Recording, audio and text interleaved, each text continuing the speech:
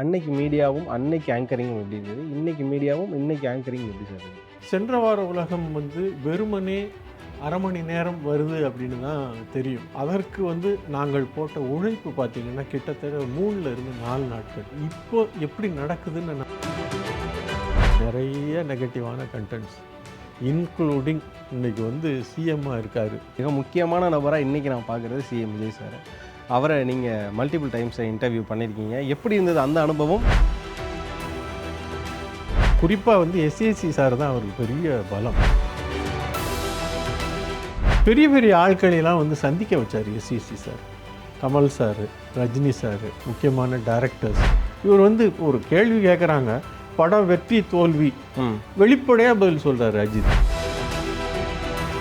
விஜய் சாருக்கு ரொம்ப மிகப்பெரிய பலமாக இருந்தது விஜயகாந்த். அஜித் சார் கொடுத்த நிறையா ஓப்பன் ஸ்டேட்மெண்ட் இன்டர்வியூஸில் உங்கள் interview one of the pin interview. சில சமயங்கள் அன்னைக்கு பேசும்போது என்ன இவர் ரொம்ப திமிராக பேசுகிறாரு அப்படின்னு தோணும். என்ன எப்படி இருக்கீங்க, ஹெல்த் எப்படி இருக்குன்னு கேட்டால் 2 துண்டா உடஞ்சிருக்கு, ஒட்ட வச்சுருக்காங்க அப்படிம்பாரு. மாலை முரசு வை பிரசன்ஸ் இந்த ஸ்பெஷல் எபிசோடில் ரொம்பவே ஸ்பெஷலான பர்சன் தான் நம்ம கூட இருக்கார். Senior journalist and actor Shahul Hameed brother. வணக்கம் பிரதர். ரொம்ப சந்தோஷம். எப்படி இருக்கீங்க? நல்லா இருக்கேன் சார். ஆக்சுவலாக த வேர்ல்டு டஃபஸ்ட் ப்ராசஸ் என்ன அப்படின்னா, ஒரு ஆங்கர் இன்னொரு ஆங்கர் இன்டர்வியூ எடுக்கிறது. ஏன்னா டக்குன்னு கண்டுபிடிச்சிருவாங்க, ஆகா அவன் என்ன சுற்றுறான், அவன்கிட்ட கண்டென்ட் இல்லை அப்படிங்கிறதெல்லாம் தெரிஞ்சிடும். ப்ளஸ் நம்ம கேட்கக்கூடிய, நான் என்ன கேள்வி கேட்க போகிறேங்கிறத நீங்கள் மைண்ட் ரீட் பண்ணிடுவீங்க. உங்களோட 30 வருஷம் வாழ்க்கையில் என்னத்தை கடந்து வந்தோன்னு கேட்க போகிறேன் அப்படின்ற மாதிரி நிறைய விஷயங்கள் உங்களுக்கு பரிச்சயம் ஆகிடும். இருந்தாலும் அந்த டஃபஸ்ட்டு ப்ராசஸில் நான் உங்களை கொஞ்சம் இம்ப்ரெஸ் பண்ணுற மாதிரியான சில விஷயங்கள் வச்சுருக்கேன். 30 வருட மீடியா அனுபவம் அப்படிங்கிறது எல்லாருக்குமே அமைஞ்சிடாது. சில பேர் 30 வருஷம் இருப்பாங்க, மீடியாவில் இருந்தேன்னு சொல்லுவாங்களே தவிர ப்ரெசென்ட்டில் இருப்பாங்களான்னு கிட்ட கிடையாது. ஒரு சில பேர் ஃபேட் அவுட் ஆவாங்க, சில பேர் பிஸ்னஸில் போவாங்க. ஆனால் 30 இயர்ஸாக நீங்கள் ஒரு பக்கம் மீடியாவே ஹோல்ட் பண்ணுறீங்க, ஒரு பக்கம் சினிமாவே ஹோல்ட் பண்ணுறீங்க. எங்கே ஆரம்பிச்சிது சாகுல் ஹமீதோட இந்த மீடியா பசி, எங்கே தொடங்குச்சு? எம்ஏ முடித்த கையோடு நான் முதல்ல நினச்சது ஐஏஎஸ் ஐபிஎஸ் பண்ணணும், பைலட் ஆகணும். அப்படி இல்லைன்னா க்ரியேட்டிவ் சைடு ரொம்ப ஆசை எனக்கு. அதுக்கு முன்னாடி எம்ஏ முடித்த உடனே எங்கள் அப்பா சொன்னார், ஹிந்து பேப்பரில் ஃபுல் பேஜ் ஆட் வந்திருக்குப்பா, புதுசாக ஏதோ டிவி ஆரம்பிச்சிருக்காங்களாம், நீ போயிட்டு வரலாமே, காம்பியர்ஸ்னு கேட்டிருக்காங்க தொகுப்பாளர். நான் சொன்னேன் அப்பாட்ட, என்னப்பா எனக்கு என்ன தெரியும்னு. இல்லை நீ போய் முயற்சி எடு அப்படின்னு சொல்லிட்டு திரிய கொளுத்துனது அவர் தான். அவர் போனார், நான் போனேன். போய் அறிவாலயத்தில் இன்டர்வியூ வச்சாங்க, போனேன். எனக்கு அப்போ தெரியாது பாஸ் தான் உட்காந்து இன்டர்வியூ பண்ணியிருக்காருன்னு. ஓனர் தான். ஓனர் தான். கலாநிதி மாறன் சாரோட சேர்ந்து அந்த டாப் எம் லெவல் மேனேஜர்ஸ்னு சொல்லுவாங்கள்ல, ஆமாம், அவங்க ஒரு 4 பேர் உட்காந்துருந்தாங்க, ஒரு 4-5 பேர் இருந்தாங்க. போனேன், அப்புறம் இன்டர்வியூ பண்ணாங்க. ஒரு தொகுத்து வழங்குங்க, நீங்கள் புதுசாக ஒரு ப்ரோக்ராமை இன்ட்ரடியூஸ் பண்ண போகிறீங்க, எப்படி பண்ணுவீங்க அப்படின்னு சொல்லிட்டு ஒரு ஸ்கிரிப்டை கொடுத்தாங்க. அப்படியே ஸ்பான்டேனியஸாக ஸ்கிரிப்டை கொடுத்த உடனே பார்த்துட்டு, நான் கொஞ்சம் ஒரு 5 மினிட்ஸ் டைம் வேணும் சார்னேன். 2 மினிட்ஸ் 3 மினிட்ஸில் நான் பார்த்துட்டு இது பண்ணேன். ஓகே ஆயிடுச்சு, செலக்ட் ஆகிட்டேன், செலக்டட் காம்பியர் ஆகிட்டேன். அங்கேருந்து தான் என் பயணம் தொடங்குச்சு. கிட்டத்தட்ட பார்த்தீங்கன்னா அந்த 30 வருஷம் அனுபவத்தில் எவ்வளோ ரியாலிட்டி ஷோஸ் பண்ணியிருக்கீங்க. அஸ் ஆங்கர் அப்படிங்கிறப்போ நான் ஸ்ட்ரெயிட்டாக இங்கே நினைக்கிறேன் சார், தென் விசஸ் நவ் மீடியா அப்படிங்கிற ஒரு விஷயம் இருக்குது. இன்றைக்கி யார் வேணால் ஆங்கர் ஆகிடலாம். கான்டென்ட் கிரியேட்டர்ஸ்லாம் ஒரு பக்கம் ஆங்கர் ஆக ஆரம்பிக்கிறாங்க, ஷோ கம்பேர் பண்ண ஆரம்பிக்கிறாங்க, ஈவெண்ட்ஸ் ஹோஸ்ட் பண்ண ஆரம்பிக்கிறாங்க. இன்றைக்கி டிவிஸ் எப்படியோ மாறிடுச்சு, ரொம்ப கமர்ஷியல் ஆஸ்பெக்டாக மாறிடுச்சு.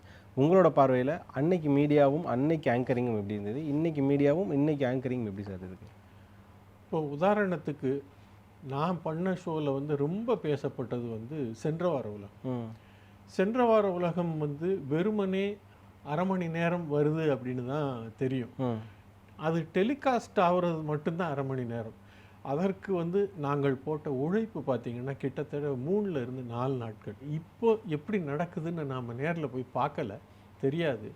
பட் ரொம்ப வேகமாக பண்ணுறாங்கன்னு கேள்விப்பட்டோம். பட் நாங்கள் ஒருத்தருக்கு ஒருத்தர் இன்க்ளூடிங் மேக்கப் இது பண்ணணும், ஸ்கிரிப்டுடைய அந்த ப்ரெசன்டேஷனுடைய ஸ்டைல் எப்படி இருக்கணும், ஒவ்வொரு எபிசோடுக்கும் நாங்கள் பேசுவோம். மெக்சிகோவில் காளை சண்டை, ஸ்பெயினில் தக்காளி திருவிழா, இந்த ஒன்று வரும்போது இந்த மாதிரி வச்சுக்கலாம். டிசாஸ்டர்ஸ் ஆரம்பத்தில் டிசாஸ்டர்ஸ் ரொம்ப சோகமான செய்திகள் வந்துட்டு இருந்தது. அதுக்கப்புறம் வேண்டாம், நம்ம கொஞ்சம் நல்ல சந்தோஷமான விஷயங்கள் போகும். இந்த மாதிரி ஒவ்வொரு இதுலேயும் கோஆர்டினேஷன், இன்க்ளூடிங் காஸ்டியூம்ஸ், ஒருத்தருக்கு ஒருத்தர் நாங்கள் கோஆர்டினேட் பண்ணி கூட்டு முயற்சி அப்படின்னு நம்ம பண்ணதுனால தான் அது ஜெயிச்சது. இன்னைக்கு டிஜிட்டல் மீடியாவை நீங்கள் எப்படி சார் பார்க்குறீங்க? ஏன்னா நிறைய பேர் இந்த லைக்ஸ், ஷேர், அப்புறம் இந்த சப்ஸ்கிரைபர்ஸ் இதுக்காக நியூஸ் போடுறாங்கல்ல. ஸோ அவங்கள மாதிரியான மீடியாக்களை இன்னைக்கு எப்படி பார்க்குறீங்க? ஒரு பக்கம் மீடியா இண்டிபெண்டன்ட் இதை எடுத்துக்கிறதா, ஆர்எல்ஸ் இண்டிபெண்டன்ட்ங்கிற பேரில் எந்த ஒரு ப்ரைவேசியுமே இல்லாமல் எல்லாத்தையும் கண்டென்ட்டுக்காக சேல் பண்ணுறாங்கன்னு எடுத்துக்கிறதா சார்? நீங்கள் ஒரு விஷயத்தை தொடங்கும்போது அதனுடைய அவுட்கம்மை பார்க்கக்கூடாது. கூடாது. நோக்கம் வந்து லைக்குக்கு, ஷேருக்கு என்ன பேசுவாங்க, அதாவது ஒரு சென்சேஷனை கிரியேட் பண்ணணுங்கிறதுக்காக நீங்கள் பாசிட்டிவான கண்டென்ட் போட்டால் பரவாயில்ல, நிறைய நெகட்டிவான கண்டென்ட்ஸ் இன்க்ளூடிங் இன்னைக்கு வந்து சிஎம்மாக இருக்கார் விஜய் சார். நான் என்ன சொல்கிறேன், நமக்கு பிடிக்கதோ பிடிக்கலையோ அவர் வந்து போய் உட்காந்துருக்காரு சிஎம்ல. அவருக்கு ஒரு சான்ஸ் கொடுங்க, வாய்ப்பு கொடுங்க, ஸ்பேஸ் கொடுங்க, டைம் கொடுங்க. ஒவ்வொருத்தருக்கும் அதுதானே, ஒரு ஒரு விஷயத்தை வந்து செய்கிறதுக்கு கொஞ்சம் காலகட்டம் தேவைப்படும். அந்த மாதிரி இருக்கும்போது நாம் வந்து ஓவர் நைட்டில் வந்து மாற்றத்தை எதிர்பார்த்தா முடியுமா? அதே மாதிரி தான் இப்போ கண்டென்ட் இவங்க என்ன எதிர்பார்ப்பாங்க, இதில் என்ன ஆயிடுறாங்கன்னா ரொம்ப ரெஸ்ட்லெஸ் ஆயிடுறாங்க.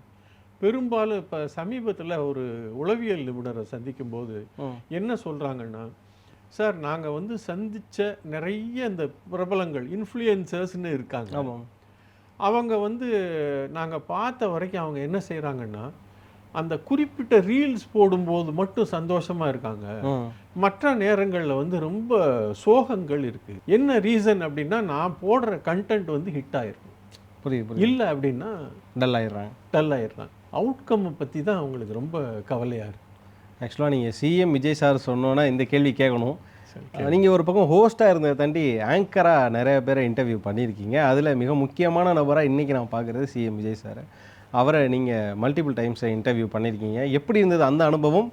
நீங்கள் அப்படி ஒரு ஆக்டர் விஜயா இன்டர்வியூ பண்ணிவிட்டு இன்றைக்கி அவரை பார்க்குறப்ப சிஎம் விஜயா இருப்பார், நீ கொடுத்து வச்ச வேண்டா சாகுல் அப்படிங்கிற மாதிரி என்றைக்காவது மனசுக்குள்ளே பேசியிருக்கீங்களா? இல்லை, கண்டிப்பாக அது ஒரு பெரிய பாக்கியம் இல்லையா? இப்போ விஜய் சார் அப்படின்னு பார்க்கும்போது அவங்க வீட்டுக்கு போய் அவரை சந்தித்து, குறிப்பாக வந்து எஸ்ஏசி சார் தான் அவருக்கு பெரிய பலம், பேக் போன். அப்போ தான் கேட்டிங்கன்னா ஹீரோம்பார்.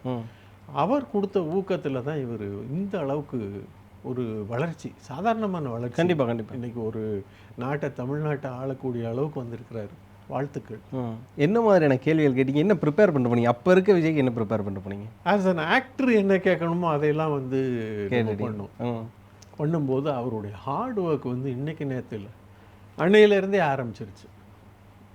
அவர் ஃபிலிம் ஃபீல்டில் அவரை கொண்டு வந்து எஸ்டாப்ளிஷ் பண்ணி அவரை இன்ட்ரடியூஸ் பண்ணி விடுறதுக்கு முன்னால், உங்களுக்கு ஞாபகம் இருக்கா என்னன்னு தெரியல, பெரிய பெரிய ஆட்களையெல்லாம் வந்து சந்திக்க வச்சார் SEC sir. Kamal sir, Rajini sir, முக்கியமான டைரக்டர்ஸ் சந்தித்து ஒரு டிப்ஸு அவங்கள்ட்ட வந்து இவர் வந்து கேட்டு என்ன ஏதுன்னு சொல்லிட்டு இது பண்ணார். விஜய் சாருக்கு வந்து ரொம்ப மிகப்பெரிய பலமாக இருந்தது விஜயகாந்த். கேப்டன் சார் வந்து மறக்கவே முடியாது, இன்றைக்கி அவரும் மறக்க மாட்டார். ஆமாம், நாளைய தீர்ப்புன்னு நினைக்கிறேன். அவர் வந்து கூடயே இருந்து பெரிய மிகப்பெரிய மாரல் சப்போர்ட் கொடுத்து, ஒரு சாதாரண மனிதர் இல்லை, அவரை சந்தித்து பேட்டி எடுத்த அனுபவம் இருக்குது எனக்கு. இவர் வந்து பெரிய ஒரு ஊக்க சக்தியாக, உந்து சக்தியாக இருந்தார் விஜய் அவர்களுக்கு. எஸ்ஏசி சார் வந்து அவருக்கு ஹெல்ப் பண்ணதுக்கு கைமாறா இவர் பெரிய இது பண்ணார், சப்போர்ட் பண்ணார். புரியுது சார். இப்போ இந்த மாதிரி எல்லாருக்குமே அமைஞ்சிடாது. ஸோ உங்களோட காலகட்டத்தில் நீங்கள் நல்ல ஒரு பீஸ்ஃபுல் எராவில் இருந்திருக்கீங்க. நிச்சயம். நடிகர்கள் டு நடிகர்கள் ஜெல்லாக ஒருத்தவங்களுக்காக உதவி பண்ணுறது, படம் நடிச்சு கூட. ஆனால் இன்னைக்கு ரொம்ப காம்படிஷன் வேர்ல்டாக இருக்குது. கண்டிப்பாக நீங்கள் ரெண்டையுமே பார்க்குறீங்கல்ல, அந்த விதத்தில் நீங்கள் ஒரு பாக்கியசாலின்னு நான் நினைப்பேன். அப்படியாப்பட்ட ஒரு சினிமாவையும் அப்படியாப்பட்ட ஒரு மீடியாவையும் பார்க்குறீங்க. இப்போ கரண்ட்டில் இருக்கிற போட்டி போகிறாம இவங்க ஒரு ஸ்டேட்மெண்ட் சொன்னால் பதிலுக்குங்கிற ஒரு ஸ்டேட்மெண்ட் வரும். ஸோ இதை எப்படி சார் பார்க்குறீங்க? இது நீங்கள் வந்து பீஸ்ஃபுல்லாக ஒர்க் பண்ண முடியாது. இப்போ நீங்கள் ஆஸ் யூ செட் ரொம்ப 100% உண்மை. இப்போ அன்னைக்கு வந்து அது ஒரு பாசிட்டிவ் வைபர். இன்றைக்கி என்னன்னா, ஒரு கேள்வி கேட்க போகிறோம், ஒரு கெஸ்ட்டை வச்சு கேட்க போகிறோன்னா எப்படி நம்ம கவுண்டர் அடிக்கலாம், எப்படி நாம் பெரிய ஆள்னு காமிச்சிக்கலான்னு இருக்கும்போது அவங்களுக்கு நாம் ஸ்பேஸ் கொடுக்க மாட்டோம். கண்டிப்பாக அவங்கள்ட்ட இருந்து வாங்க வேண்டிய விஷயங்கள் வெளியே வராது. மோரோவர் நீங்கள் வந்து ஒரு காம்படிஷனில் இருக்கிறாங்க, காம்படிட்டரை வந்து நீங்கள் காம்படிட்டராக நினைங்க, எதிரியாக நினைக்காதீங்க. அப்போ என்ன ஆகும்னா உங்களுடைய வளர்ச்சி பாதிக்கும். நீங்கள் வந்து ஒரு பீஸ் ஆஃப் மைண்ட் இருக்காது. ஒரு போட்டி பொறாமைன்னு இருக்கும்போது உங்களுடைய வளர்ச்சி வந்து தடைப்படும். இந்த பீஸ் ஆஃப் மைண்ட் வளர்ச்சி இப்போலாம் பேசுகிறப்ப எனக்கு ஒரு பக்கம் ஞாபகம் வருது. சொல்லப்போனால் அஜித் ஃபேன்ஸ் எல்லாருக்கும் ஒரு முக்கியமான விஷயத்த சொல்ல நினைக்கிறேன். அஜித் சார் வந்து ஒரு இன்டர்வியூ கொடுத்துருப்பாரு கையில் தம் வச்சுட்டு, ரொம்ப ஓப்பனாக போல்டாக, நான் அப்படி தாங்க, நான் ஷார்ட் டெம்பருங்க, மனசில் இருக்காத பட்டுன்னு சொல்லிவிடுவாங்கன்னு. அந்த இன்டர்வியூ எடுத்த ஆங்கரும் சார் தான்.